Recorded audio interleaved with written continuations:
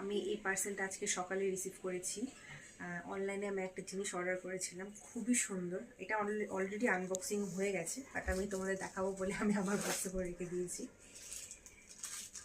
দেখো কতটা সুন্দর।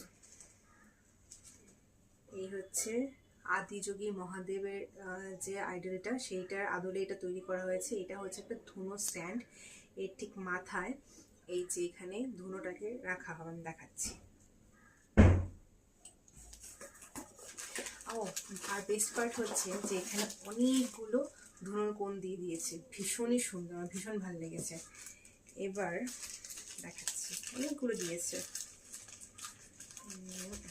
রেড কালারটা দিই। এটা এটা এখানে রাখবো, রেখে তারপরে এটাকে জ্বালাতে হবে। চলো তোমাদেরকে জ্বালিয়ে দেখাচ্ছি কেমন দেখতে হয়। আই মিন ধোঁয়াটা এই নিচ দিয়ে মহাদেবের মানে অনেকটা জলের অভিষেক যেরকম হয় সেরকম দেখাবে। চলো দেখাচ্ছি।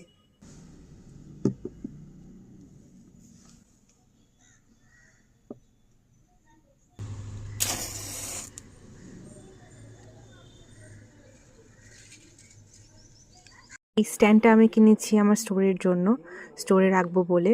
ভীষণই সুন্দর, আমার এটা ভালো লেগেছে। অনলাইনে আমি এটা দেখেছিলাম, দেখে মনে হলো যে স্টোরের জন্য এটা কিনি, কিন্তু এখন আমি ঘরের জন্য কিনবো।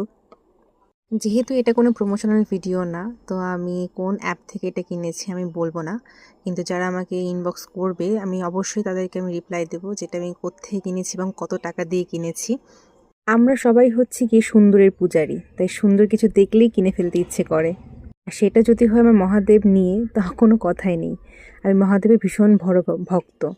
তো মহাদেবের কোনো কিউট জিনিস দেখলে আমার এত ভালো লাগে যে আমি আমার সংগ্রহে রাখার চেষ্টা করি। এটা কিন্তু গিফট আইটেম হিসেবেও ভীষণই সুন্দর একটা জিনিস।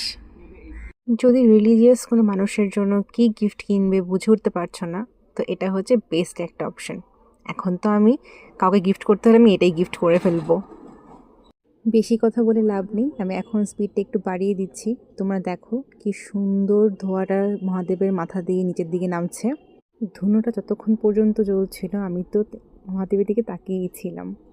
এটা মোটামুটি 15 মিনিটের মতন জ্বলে থাকে। চলো দেখা হচ্ছে নেক্সট একটা ভিডিওতে, ততক্ষণ তোমরা সবাই ভালো থেকো। টাটা।